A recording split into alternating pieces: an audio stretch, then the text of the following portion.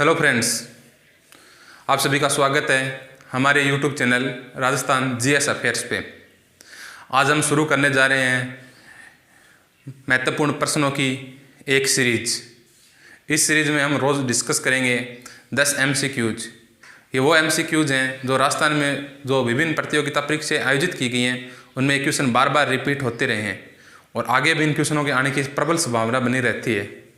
जो हम MCQ discuss करेंगे इसके साथ हम पूरी एक्सप्लेनेशन भी देंगे, तो हर एक जो MCQ होगा उसके साथ आपको 3-4 क्वेश्चन के और भी फैक्ट मिलेंगे, जिससे हर एक जो क्वेश्चन के साथ आपके 5-6 MCQ सोल्व कर पाओगे।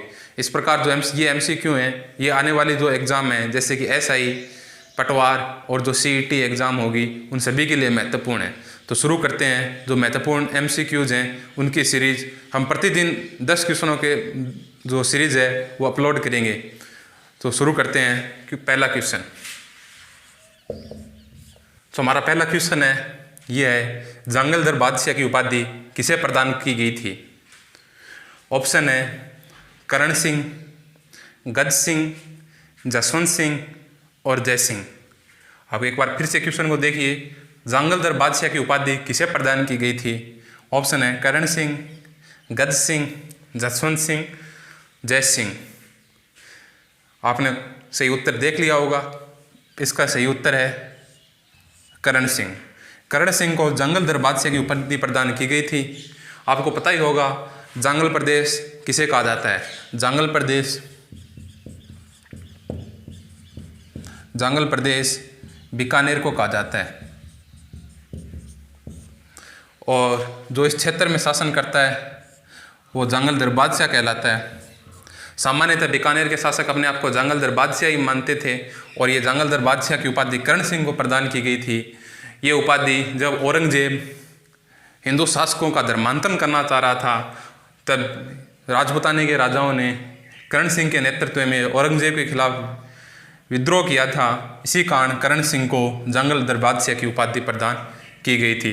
कुछ और भी हम उपाधियों के बारे में देख लेते हैं जो कई बार पूछ ली जाती है। एक उपाधि है दलथंबल की उपाधि।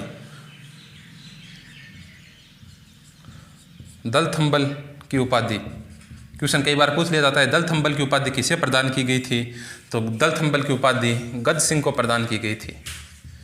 महत्वपूर्ण ये फैक्ट्स हैं, आपको ध्यान रखने हैं। दलथंबल की उपाधि किसे प्रदान की गई थी? दलथंबल की उपाधि गज सिंह को प्रदान की गई थी और ये उपाधि गज सिंह को जहांगीर ने प्रदान की थी। इसी प्रकार एक महत्वपूर्ण उपाधि और है महामरात्यु की उपाधि। महामरात्यु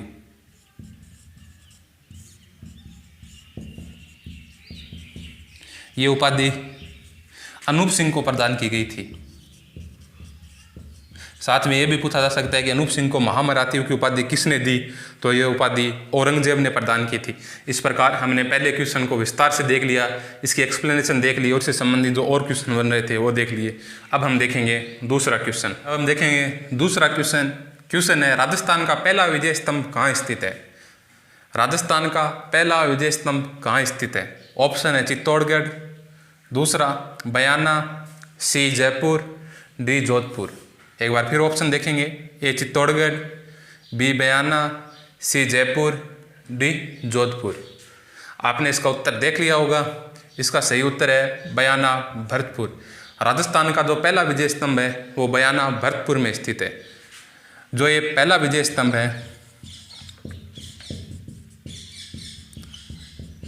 इसका नाम है भीमलाट विजय स्तंभ। भीमलाट विजय स्तंभ। यह क्वेश्चन बहुत बार पूछा गया है। कभी पूछ लिया जाता है कि पहला विजय स्तंभ कहाँ स्थित है, कभी पूछ लिया जाता है भीमलाट विजय स्तंभ कहाँ स्थित है, या पूछ लिया जाता है राजस्थान का पहला विजय स्तंभ कौन सा है, तो वो भीमलाट विजय स्तंभ है। भीमलाट विजय स्तंभ है। इस विजय स्तंभ का निर्माण विष्णुवर्धन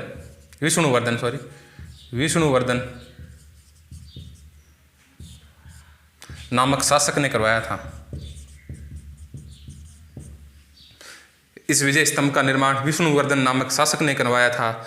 बयाना के बारे में भी हम कुछ जानकारियां देख लेते हैं। इसके साथ साथ कभी पूछ लिया जाता है बयाना का पुराना नाम, तो बयाना का पुराना नाम था श्रीपंत। आपको पता होना चाहिए बयाना भरतपुर नील की खेती के लिए प्रसिद्ध है, नील की खेती हेतु प्रसिद्ध।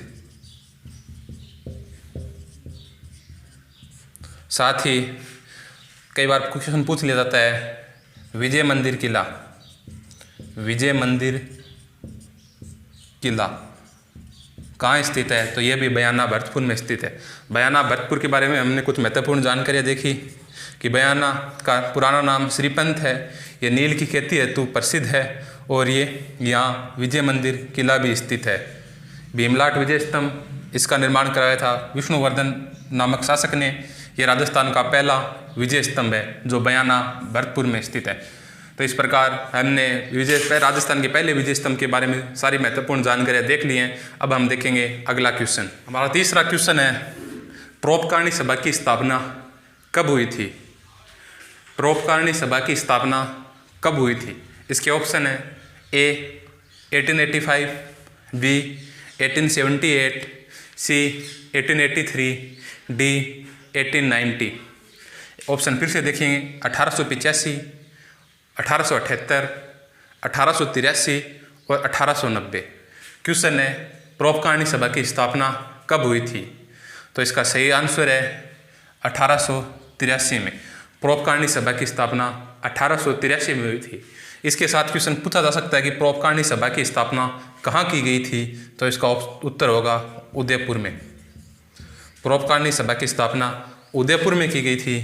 क्वेश्चन पूछा जा सकता है परोपकारिणी सभा की स्थापना किसने की थी, तो इसका जवाब होगा दयानंद सरस्वती।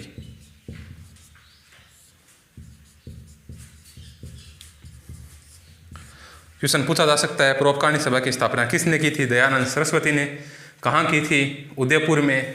कब की थी, 1883 में। और क्वेश्चन पूछा जा सकता है परोपकारिणी सभा के पहले अध्यक्ष कौन थे, तो इसका उत्तर होगा महाराणा सज्जन सिंह।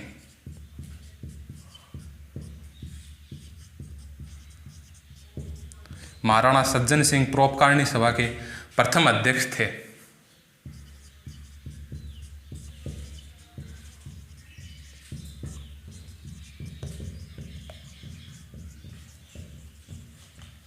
ये सारी जानकारी हमें ध्यान में रखनी है कि परोपकारिणी सभा की स्थापना कब हुई थी, 1883 में। इसके प्रथम अध्यक्ष कौन थे, महाराणा सज्जन सिंह। कहाँ की गई थी परोपकारिणी सभा की स्थापना, उदयपुर में। किसके द्वारा की गई थी, दयानंद सरस्वती के द्वारा। इस प्रकार हमने परोपकारिणी सभा से संबंधित जो महत्वपूर्ण तथ्य थे वो देख लिए हैं। अब हम देखेंगे हमारा अगला क्वेश्चन। चौथा क्वेश्चन है हवा महल की प्रथम मंजिल का क्या नाम है। कई बार पूछा गया ये क्वेश्चन है, हवा महल की प्रथम मंजिल का क्या नाम है। ऑप्शन है प्रताप मंदिर, रतन मंदिर, विचित्र मंदिर या हवा मंदिर। ऑप्शन है प्रताप मंदिर, रतन मंदिर, विचित्र मंदिर या हवा मंदिर। इसका सही जवाब होगा प्रताप मंदिर। हवा महल की प्रथम मंजिल का नाम है प्रताप मंदिर। तो हमें इसकी पांचों जो मंजिल है उसके नाम पता होने चाहिए। अलग अलग हर बार पूछता रहता है, तो हवा महल के हमें पता होना चाहिए 5 मंजिल है। हवा महल 5 मंजिला इमारत है।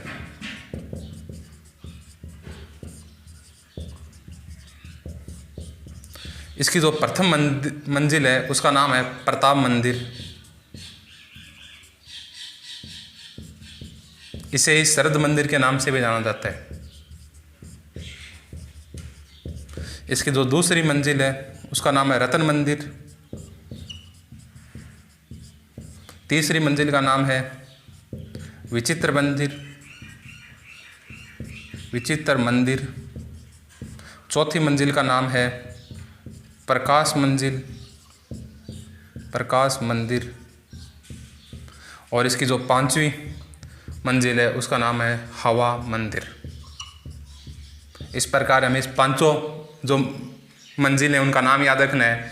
प्रथम मंजिल है उसका नाम प्रताप मंदिर या शरद मंदिर, दूसरी का रतन मंदिर, तीसरी का विचित्र मंदिर, चौथी का प्रकाश मंदिर व 5वीं का हवा मंदिर। कई बार पूछ लिया जाता है हवा महल के कितनी खिड़कियाँ हैं,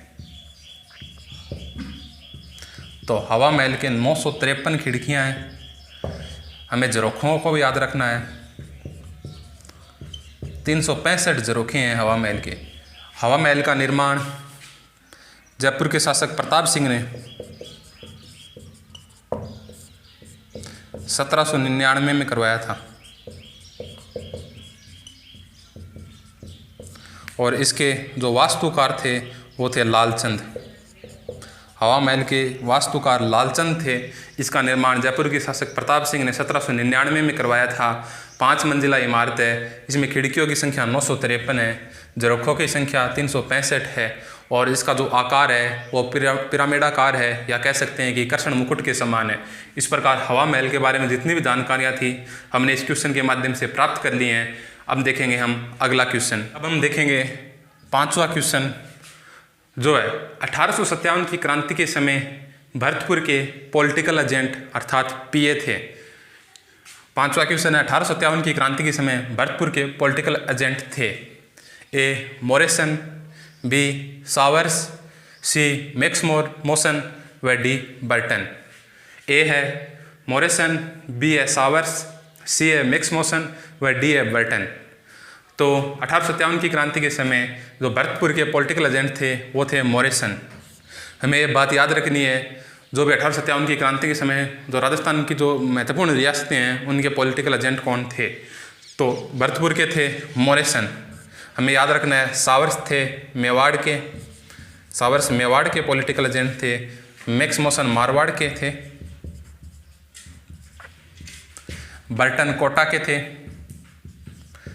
और जयपुर के थे ईडन।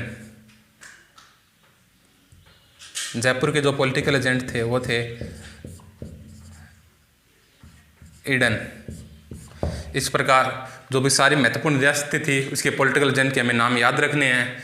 मेवाड़ के सावर्स, मैक्समोसन मारवाड़ के, बर्टन कोटा के, जयपुर के ईडन व भरतपुर के मॉरिसन थे। 1857 की क्रांति के समय जो इस पॉलिटिकल एजेंट थे इनकी महत्वपूर्ण जो योगदान रहा था अंग्रेज़ों की तरफ से, हमें यह भी याद रखना है कि जो बर्टन थे कोटा के, इनको 1857 की क्रांति के समय मार दिया था और साथ ही इनको मार के इनका सिर काट दिया था। वह सिर काट के पूरे कोटा शहर में घुमाया गया था। इसी प्रकार मैक्समोसन को भी 1857 की क्रांति के समय मार दिया गया था, जो कि मारवाड़ के पॉलिटिकल एजेंट थे और इनके सिर को काट के अव्वा के किले के आगे टांग दिया था। हमें यह बात याद रखनी है कि 1857 की क्रांति के समय अव्वा के ठाकुर खुशहाल सिंह चंपावत ने अंग्रेजों के खिलाफ विद्रोह कर दिया था और उन्होंने 3 महत्वपूर्ण लड़ाइयाँ लड़ी थी। एक लड़ाई थी 8 सितंबर 1857 को जो पिठोड़ा का युद्ध हुआ था। फिर 18 सितंबर 1857 को जो चेलावास का युद्ध हुआ था, उसी युद्ध में मैक्समोसन को मार दिया गया था।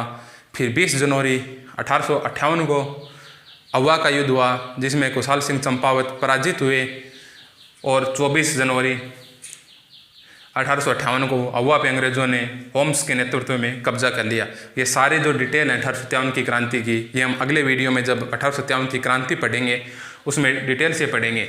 साथ ही हमें ये याद रखना है कि भरतपुर के जो पीए थे 1857 की क्रांति के समय मॉरिसन थे, वह भरतपुर के शासक थे जसवंत सिंह। भरतपुर के शासक थे जसवंत सिंह। इस प्रकार आज हमने 5 महत्वपूर्ण जो क्वेश्चन थे, MCQs थे, वह उनकी एक्सप्लेनेशन थी और साथ ही उनसे संबंधित जो महत्वपूर्ण और क्वेश्चन बन सकते थे वो डिटेल से डिस्कस किए हैं। अगले वीडियो में हम और MCQs डिस्कस करेंगे जो प्रीवियस ईयर में पूछे जा चुके हैं, वह इनसे संबंधित जो आगे पूछे जा सकते हैं वो सारे हम आगे हर एक सीरीज़ चलाएँगे, उसमें डिस्कस करेंगे।